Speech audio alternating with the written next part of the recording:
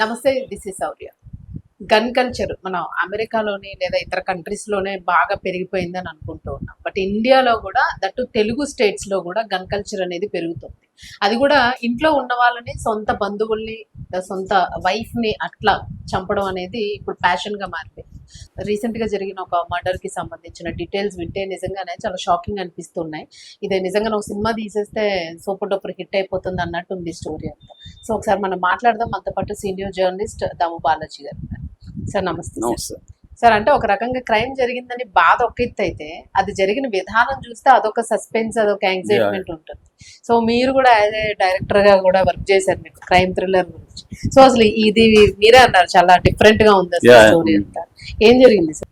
మనకి ఈ మధ్యకాలంలో హైదరాబాద్ లో కూడా క్రైమ్స్ ఎక్కువ జరుగుతున్నాయి. ఎక్కువగా ఉమెన్ మీద క్రైమ్స్ అనేవి బాగా జరుగుతున్నాయి.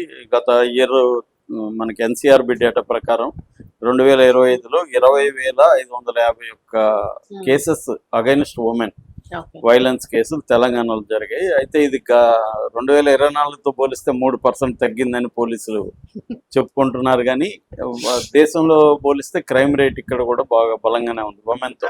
అందులో 2,549 రేప్ కేసులు కూడా నమోదైనాయి. సో ఈ నేపథ్యంలో ఏంటంటే ఈ మధ్యకాలంలో హత్యలు బాగా పెరుగుతున్నాయి.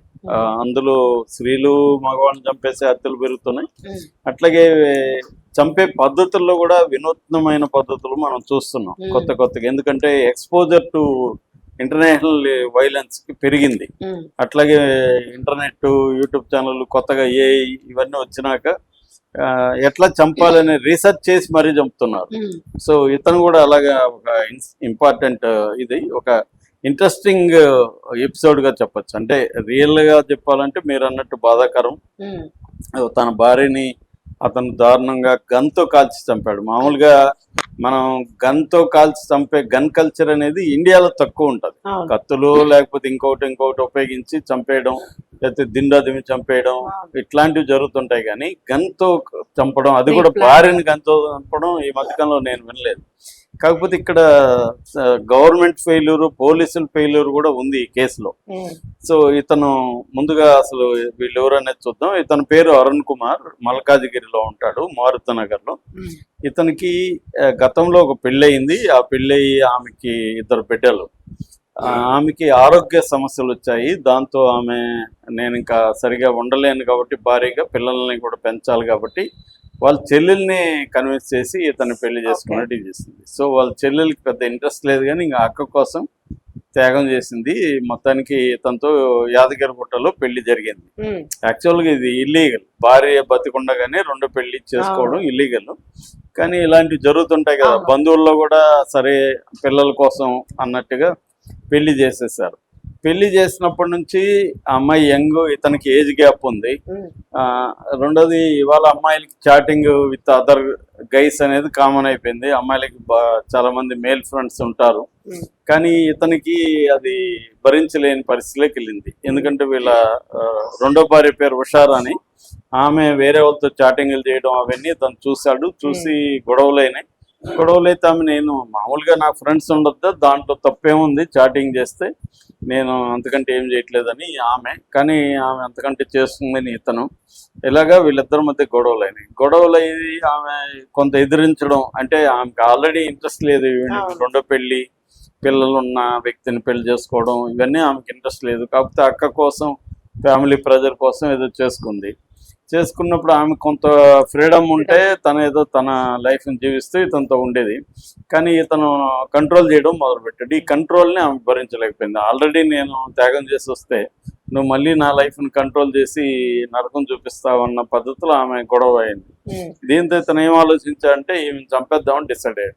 అయితే ఇతనికి రియల్ ఎస్టేట్ వల్ల రకరకాల వాళ్ళతో సంబంధాలు ఉన్నాయి. ఆ సంబంధాలను ఉపయోగించుకొని బీహార్ నుంచి ఒక కంట్రీ మేడ్ తుపాకీ తెప్పించాడు. మామూలుగా మనకి బీహార్ నుంచి గన్స్ తెప్పించడం అనేది వెరీ కామన్. ఎందుకంటే అక్కడ కుటీర పరిశ్రమ లాగా ఉంటుంది. ఒకప్పుడు బీహార్లో పొలాల్లో కూడా గన్స్తో కాపలా కాసేవాళ్ళు. అప్పట్లో అక్కడ సైన్యాలు ఉండేవి, సవర్ణ సేన, ఇలాంటి అప్పర్ కాస్ట్ ఆర్గనైజ్డ్ క్రైమ్ ముఠాలు అక్కడ ఉండేవి అనమాట. అందుకని గన్ కల్చర్ ఉంటుంది. మనకి బీహార్ నుంచి గన్స్ తెప్పించే కల్చర్ ఇండియాలో మన ఆంధ్ర, ఏపీ, తెలంగాణలో కూడా బలంగా ఉందన్నమాట.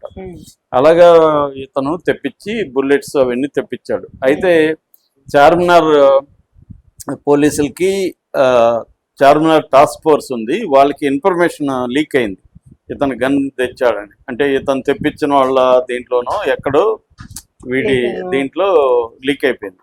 లీక్ అయ్యి ఇతను పట్టుకొని ఎందుకు గన్ తెప్పించావు అది ఇదంటే, ఇతను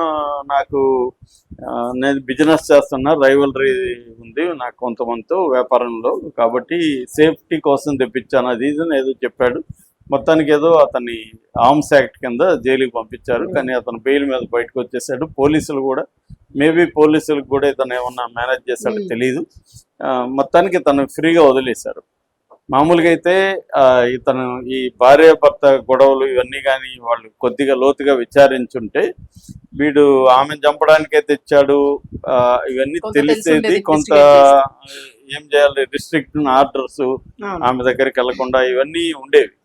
కానీ ఇది కుటుంబము, ఈ కాంప్లెక్స్ ఇష్యూ, ముందు భార్య, పిల్లలు ఇవన్నీ కాబట్టి ఆమె వీళ్ళని వదిలి బయటకు వెళ్ళే పరిస్థితి లేదు. రెండో భార్య, పోలీసులు కూడా దీన్ని పెద్దగా పర్స్యూ చేయలేదు.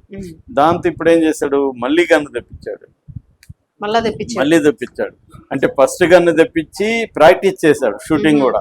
అంటే ముందే ప్లాన్ వేసుకున్నా అండి, ఈమెను చంపాలని ప్లాన్ వేసుకొని, ఎలా చంపాలో కూడా ప్లాన్ వేసుకొని, గన్నుతో చంపాలి, అది కూడా నేనే చంపాలి, సుపారీ ఇవ్వకూడదు అంటే ఆమె మీద కక్ష పెంచుకున్నాడు. ఆమె ఎదిరించడం వల్ల కక్ష పెంచుకున్నాడు. ఒక సినిమాటిక్గా గన్తో కాల్ చంపాలని డిసైడ్ అయ్యాడు. దాంతో ఫస్ట్ గన్ను తెప్పించి కొంత ప్రాక్టీస్ అవన్నీ చేసినాక దొరికిపోయాడు. ఇప్పుడు అతనికి కాన్ఫిడెన్స్ వచ్చింది, గన్స్ ఎలా దొరికాయి, ఇప్పుడు పోలీసులతో కూడా పరిచయాలు వచ్చాయి కాబట్టి ఇంకా దొరికే పరిస్థితి ఇప్పుడు లేదు అనుకొని, అది కూడా ఎక్స్పీరియన్సే కదా. ఒకసారి జైలుకి వస్తే క్రైమ్ లో గ్రాడ్యుయేషన్ ఒక డిగ్రీ వచ్చినట్టు. సో అలాగా ఇతను గ్రాడ్యుయేట్ అయ్యాడు, క్రైమ్ లో తెప్పించాడు. దాని తర్వాత ఈమెని గొడవలు జరుగుతున్నాయి కదా, నీతో మాట్లాడాడు, బయటికి రా అని పిలిపించి ఆల్రెడీ ఒక అసిస్టెంట్ కూడా పెట్టుకొని అతని దగ్గరగా మామూలుగా ఆమె ఏమీ డౌట్ లేదు కదా, ఏదో మాట్లాడుతానంటున్నాడు కదా అని వెళ్ళింది. గన్ను తీసి కాల్ చేశాడు. స్పాట్ డెడ్, ఆమె చనిపోయింది. దాని తర్వాత ముందే ఇతను ప్లాన్ చేసుకున్నాడు. పోలీసులతో జైలు వెళ్ళొచ్చాడు కాబట్టి వాళ్ళ మెథడ్స్ అవన్నీ కూడా ఐడియా ఉన్నాయి. సో ముందు మనం దొరకకూడదు, ఇమ్మీడియట్ గా ఎస్కేప్ కావాలి, తర్వాత లాయర్ ద్వారా మనం వెళ్దామనే ప్లాన్ ముందే ఉంది. అలాగా ఇతను ఎస్కేప్ అయిపోయాడు. ఆ ప్లాన్ ప్రకారం ఇప్పటికైతే పోలీసులు ఇంకా పట్టుకోలేదు. మామూలుగా ఏంటంటే పోలీసులు జనరల్ గా ఫోన్ ట్రాక్ చేసి పడతారు, అది ఇతనికి తెలుసు కాబట్టి ఫోన్ లో వాడకుండా ఫోన్ లో వదిలేశాడు. సో పారిపోయాడు. కానీ పట్టుకునే ఖచ్చితంగా పట్టుకుంటారు, కానీ ఇంకా పట్టుకొని మళ్ళీ జైలుకి అయితే పెట్టే అవకాశం ఉంది. కానీ తను ఆల్రెడీ జైలు, పోలీసులు వ్యవస్థ అన్ని తెలుసు కాబట్టి, ఆల్రెడీ పిల్లలు 2 ఉన్నారు, ఇప్పుడు వాళ్ళే పెట్టాలి కేసు, పెట్టి వాళ్ళు నిలబడాలి. వాళ్ళు ఎంత నిలబడతారు అనేది చూడాలి. ఎందుకంటే వీళ్ళ ముందు భార్య హెల్త్ బాగాలేదు, పిల్లల్ని చూసుకోవాలి. సో మళ్ళీ ఏదో వచ్చి కాంప్రమైజ్ అయ్యి ఏదన్నా చేస్తాడేమో చూడాలి. ఏదేమైనా అతను కక్ష పెట్టుకొని, అంటే ఒక పర్సనల్ ఈగో అంటే మేల్ ఈగో హర్ట్ అవడమే ఎక్కువగా స్కెచ్ చేసి ఎంత ఆర్గనైజ్డ్ గా భార్యను చంపడానికి కూడా ఇంటర్నేషనల్ స్థాయిలో థింక్ చేసి ప్లాన్ చేసి చేయడం అనేది ఇక్కడ విచిత్రమైన విషయం. సో అంటే ఇక్కడ ఏంటంటే మనకి అతని పాయింట్ ఆఫ్ వ్యూలో యాంగిల్ ఏంటి, అతని వెర్షన్ ఏంటి తెలియదు ఇలాంటి స్టోరీల్లో.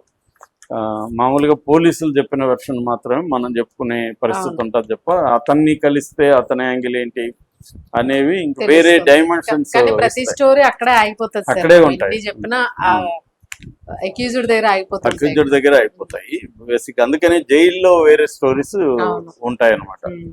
సో మన బందర్ అనే ఒక సినిమా వచ్చింది అనురాగ్ కాశ్యప్ది, దాంట్లో కూడా ఇట్లాంటి అక్యూజ్డ్ చాలా మంది ఉంటారు అక్కడ.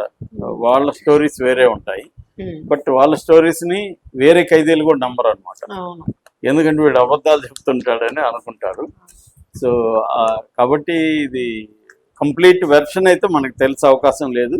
ఏదేమైనా ఇతను గన్ను తెచ్చి భార్యను కాల్చడం అనేది సంచలనంగా మారింది.